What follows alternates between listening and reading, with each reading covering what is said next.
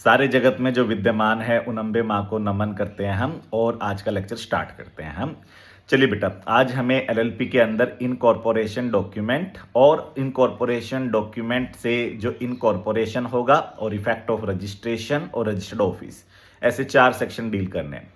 सबसे पहले आपका एप्लीकेशन फॉर इनकॉर्पोरेशन सेक्शन 11। उसके बाद जब आरओसी खुश होगा और आपको सीवाई देगा, मोगैम्बो खुश हुआ, तो आपको सेक्शन 12 फॉलो करना है, सेक्शन 12 को रीड करना है। जब भी आप कभी भी कोई भी एलएलपी या कंपनी इनकॉर्पोरेट कराते हैं तो उसके बाद वो एक separate legal entity perpetual succession वाली बन जाती है और खुद के नाम पर in its on name property वगैरह होल्ड कर सकती है। इसको इफेक्ट ऑफ रजिस्ट्रेशन बोलते हैं, जो कंपनी लॉ में हमारा सेक्शन नंबर 9 रहता है बेटा, और एलएलपी में हमारा सेक्शन नंबर 14 रहता है। और अगर आपको एलएलपी बनानी है तो फिर यार उसके पास एक रजिस्टर ऑफिस होना चाहिए। रजिस्टर ऑफिस के अंदर यार सारे डॉक्यूमेंट आपको संभाल के रखने पड़ेंगे और कोई भी कम्युनिकेशन गवर्नमेंट आपसे करेगी तो वो उस रजिस्टर ऑफिस के ऊपर ही आपको नोटिस वगैरह सर्व करेगी। तो उसके लिए हम सेक्शन 13 डील करेंगे। तो चलिए सबसे पहले इनकॉर्पोरेशन को समझते हैं, सेक्शन 11 को डील करते हैं। सेक्शन 11 के अंदर यार 3 सब सेक्शन आपके सिलेबस में गिवन है। 11 का सब सेक्शन 1 के अंदर यार सारा डॉक्यूमेंटेशन का रिक्वायरमेंट बोला हुआ है और 11 के सबसेक्शन 2 में इनकॉर्पोरेशन डॉक्यूमेंट के स्पेसिफिक कंटेंट दिए हुए हैं और 11 के सबसेक्शन 3 में यार पनिशमेंट या पेनल्टी दी हुई है अगर आप फॉल्स स्टेटमेंट देते हो तो आइए बेटा, सबसे पहली बात तो अगर कोई भी 2 लोग या 2 से ज्यादा लोग 2 और मोर पर्सन एसोसिएट होकर एलएलपी बनाना चाहते हैं तो बहुत ही अच्छी बात है, आप लॉफुल बिजनेस के लिए ये सब कर सकते हैं। तो 2 or more person can associate to form a LLP. ये 2 और मोर पर्सन जो एसोसिएट होकर यार एलएलपी बना रहे हैं ये लॉफुल बिजनेस के लिए ही एसोसिएट हो सकते हैं। ध्यान रखना, अनलॉफुल बिजनेस के लिए आप एलएलपी बनाते हो, गलती से सीवाई मिल भी जाएगा तो कंक्लूसिव एविडेंस जो होता है हमारा सर्टिफिकेट ऑफ इनकॉर्पोरेशन वो इनवैलिड चीजों को वैलिड नहीं कर देता, या फिर जो conclusivity of certificate of incorporation issued by ROC होती है बेटा, वो कभी भी इलीगल ऑब्जेक्ट को लीगलाइज नहीं कर सकता। इस चीज का ध्यान रखना है। तो इसलिए आपको सबसे पहली प्रिकॉशन क्या ध्यान रखनी है, 2 or more person must associate to form LLP, यानी कि 2 से कम से एलएलपी नहीं बनेगी। और ये जो एसोसिएशन है बेटा ये लॉफुल बिजनेस के लिए होना चाहिए with a view to earn profit, यानी कि प्रॉफिट कमाना आपका मेन ऑब्जेक्टिव होना चाहिए। कंपनी तो यार चैरिटेबल या नॉन इकोनॉमिक पर्पज के लिए भी बन सकती है, एलएलपी चैरिटेबल या नॉन इकोनॉमिक पर्पज के लिए अलाउड नहीं है, इस चीज का ध्यान रखिएगा। तो एलएलपी बनाने की पहली शर्त क्या है यार, 2 और मोर पर्सन एसोसिएट हो, लॉफुल बिजनेस के लिए एसोसिएट हो with a view to earn profit, they must associate. Done है बेटा। अच्छा, business carried by one or all, acting for all भी आएगा क्या सर, जो पार्टनरशिप एक्ट में होता था यार, business carried on by one, business carried on by all, क्या एक्टिंग फॉर ऑल, ये तो म्यूचुअल एजेंसी था, यानी कि एक भी पार्टनर कुछ करेगा तो सारे पर्सनली लायबल हो जाएंगे, तो वो तो पार्टनरशिप फर्म में होता है ना, एलएलपी में आप ये चीज को नहीं कर सकते। तो ध्यान रखना, एलएलपी के अंदर ऐसा कुछ भी नहीं होता कि एक पार्टनर ने काम किया तो बाकी सब लायबल होंगे, तो ये लाइन कभी नहीं लिखी, यानी कि 2 or more person who associate to do a business, lawful business and to earn profit and acting for all. Done है बेटा। तो एक्टिंग फॉर ऑल से ये पार्टनरशिप में पहुंच जाओगे आप, तो ये गलती आपको कभी भी एग्जाम में नहीं करनी। आपको क्या लिखना है कि 2 या 2 से ज्यादा लोग बेटा अगर लॉफुल बिजनेस के लिए एसोसिएट होना चाहते हैं और उनका व्यू है बेटा प्रॉफिट अर्न करना, तो they will subscribe their name to the incorporation document. ना बेटा, चलिए अब पढ़ते हैं मॉड्यूल से। तो for a LLP to be incorporated, the most important document for the incorporation of LLP is the incorporation document. आगे बता रहे हैं, for a LLP to be incorporated, 2 or more person associated for carrying on lawful business with a view to earn profit shall subscribe their name to the incorporation document। तो ये आपका 11(1)(a) हुआ बेटा कि कोई भी 2 या 2 से ज्यादा लोग बेटा अगर एसोसिएट होते हैं और लॉफुल बिजनेस करना चाहते हैं with a view to earn profit, तो उनके लिए उनको क्या करना होगा बेटा, उनको अपना नेम सब्सक्राइब करना होगा to the incorporation document. Done बेटा। सबसेक्शन 11 सबसेक्शन 1 ऑफ सेक्शन 11 और उसका क्लोज बी पढ़ने जा रहे हैं हम। इनकॉर्पोरेशन जो डॉक्यूमेंट होता है बेटा उसको आपको क्या करना पड़ेगा बेटा, आरओसी को फाइल करना पड़ेगा। जब आप आरओसी को इनकॉर्पोरेशन डॉक्यूमेंट फाइल करेंगे फिलिप फॉर्म में, यानी कि फॉर्म नंबर 2 में, तो ये जो इनकॉर्पोरेशन डॉक्यूमेंट आप जो आरओसी को फाइल करने जा रहे हैं इसको इन्होंने लिख दिया कि इसको प्रिस्क्राइब्ड फॉर्म में भरना है, प्रिस्क्राइब्ड मैनर में भरना है और विद प्रिस्क्राइब्ड फीस इसको भरना है। तो incorporation document as per 11(1)(b shall be filed in the prescribed form, prescribed manner and with the prescribed fees as prescribed in the LLP rules। Done है बेटा। और इनकॉर्पोरेशन डॉक्यूमेंट आपको jurisdictional ROC के पास भेजना है। थ्योरेटिकल ये line लिखी हुई है कि आपको इनकॉर्पोरेशन डॉक्यूमेंट अपने एरिया के आरओसी के पास भेजना है। ये तब हुआ करता था जब ऑफलाइन एलएलपी का रजिस्ट्रेशन होता था या ऑनलाइन रजिस्ट्रेशन होता तो था, लेकिन रिस्पेक्टिव आरओसी ही आपकी फाइल को आगे प्रोसेस करता था। अभी क्या हो रखा है, 2 अक्टूबर 2018 से गवर्नमेंट ऑफ इंडिया ने कंपनीज और एलएलपी का इनकॉर्पोरेशन का जो प्रोसेस है वो स्टेट वाइज या फिर आरओसी वाइज ना रख के बेटा सेंट्रलाइज कर रखा है। और आज की डेट में किसी भी भारत के भाग के अंदर, यानी कि किसी भी स्टेट या किसी भी सिटी के अंदर जो इंडिया के अंदर है, पैन इंडिया इनकॉर्पोरेशन चाहे कंपनी का हो या एलएलपी का हो, वो स्टेट या जुरिस्डिक्शनल आरओसी नहीं करते, वो आपका सेंट्रल रजिस्ट्रेशन सेंटर बेंगलुरु करता है। तो इसलिए इस लाइन का प्रैक्टिकल रेलिवेंस नहीं रहा कि आपको जिस राज्य में अपना रजिस्टर ऑफिस इस्टेब्लिश करना है उस राज्य के आरओसी के पास अपना इनकॉर्पोरेशन डॉक्यूमेंट भेजना है। ये सिर्फ एक थ्योरेटिकल लाइन है, लेकिन पेपर में लिख के आनी है, बिल्कुल लिख के आनी है यार। चलिए, तो incorporation document shall be filed in the prescribed manner and with the prescribed fees with the registrar of that state where you are going to situate, यानी where you are going to establish your registered office. Okay, incorporation document but are now processed electronically by the registrar of the Central Registration Center since 2nd of October 2018। उसके बाद है बेटा statement to be filed. Statement to be filed यार 11(1)(c) में given है। ये statement of compliance है, और ये जो स्टेटमेंट टू बी फाइल्ड है यानी कि स्टेटमेंट ऑफ कंप्लायंस है, ये एक तो प्रैक्टाइजिंग प्रोफेशनल साइन करके देगा जो एलएलपी इनकॉर्पोरेट करवा रहा है, और कम से कम एक सब्सक्राइबर इसको साइन करेगा, एनी वन सब्सक्राइबर। तो ध्यान रखिए बेटा, जो 11(1)(c) की रिक्वायरमेंट है उसमें एक स्टेटमेंट है, स्टेटमेंट टू बी फाइल्ड। वो स्टेटमेंट प्रिस्क्राइब फॉर्म में होती है और उसको स्टेटमेंट ऑफ कंप्लायंस के नाम से जानते हैं बेटा, क्योंकि इसके अंदर एक प्रैक्टाइजिंग प्रोफेशनल और एक कम से कम कंपनी का subscriber, any one subscriber declare करता है कि LLP act, LLP rules duly complied है। जो भी requirements relating to incorporation, registration, any precedent और इंसिडेंटल मैटर, वो सारी रिक्वायरमेंट्स ड्यूली कंप्लाइड है। डन है बेटा। तो इसको मैं पढ़ देता हूं।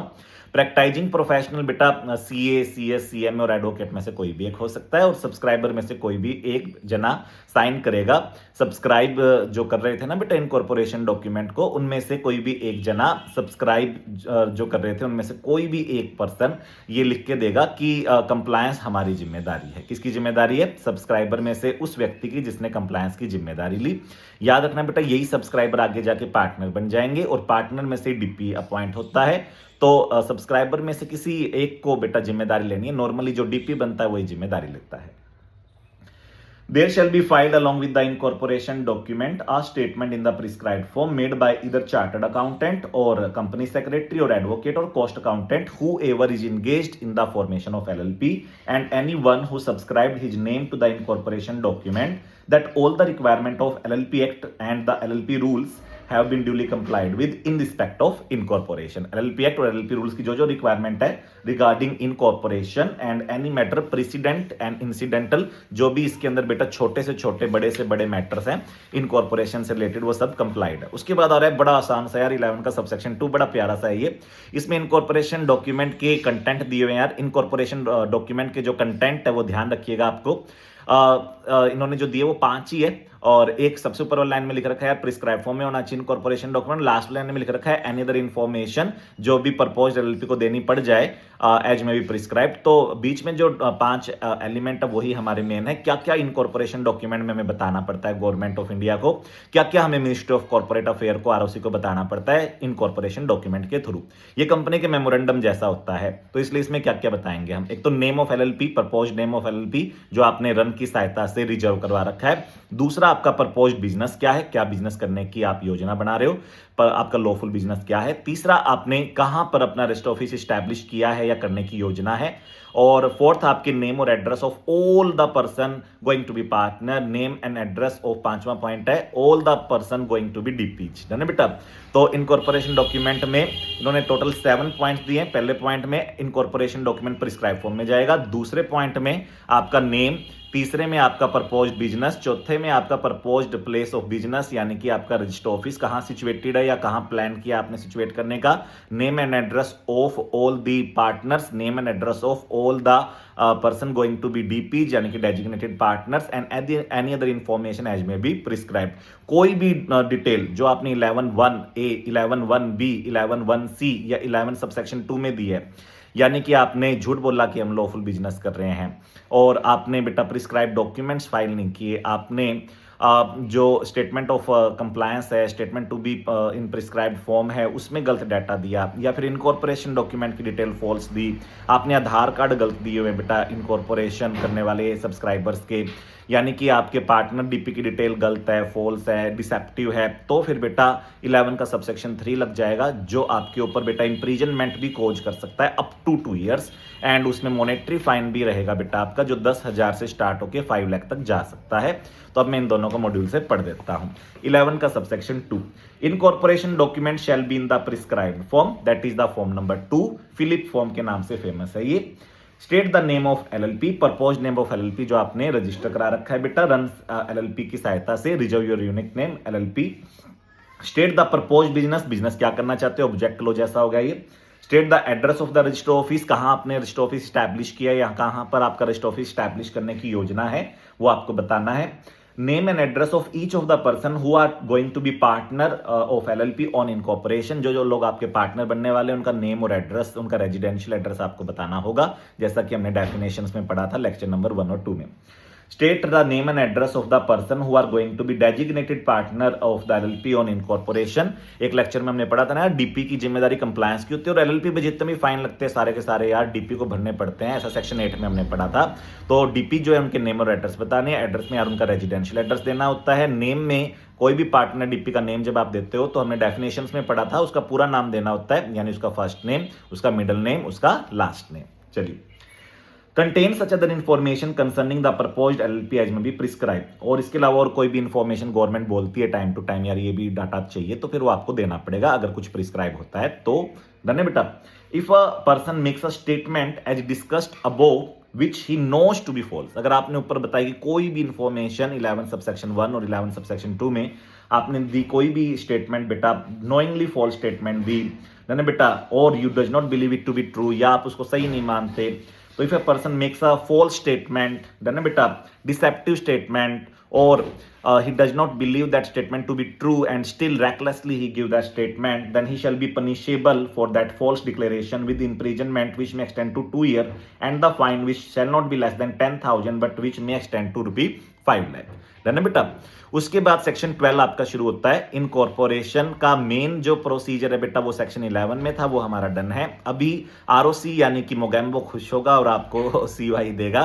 CY आपको 14 डेज में ROC देगा अगर वो सेटिस्फाइड है कि आपने सेक्शन 11 1A 1B 1C यानी कि लॉफुल बिजनेस और आपने इनकॉर्पोरेशन डॉक्यूमेंट प्रिस्क्राइब फॉर्म में बना के फाइल किया है और आपने स्टेटमेंट टू बी फाइल्ड यानी कि statement in the prescribe form भी फाइल कर रखी है, तो फिर वो आपको बहुत जल्द CY दे देगा 14 डेज के अंदर अंदर from receipt of application from your side. वो आपको 14 डेज के अंदर अंदर बेटा CY दे देगा। साथ में इनकॉर्पोरेशन डॉक्यूमेंट की एक कॉपी खुद रख लेगा, एक कॉपी को बेटा साइन करके आपको वापस दे देगा।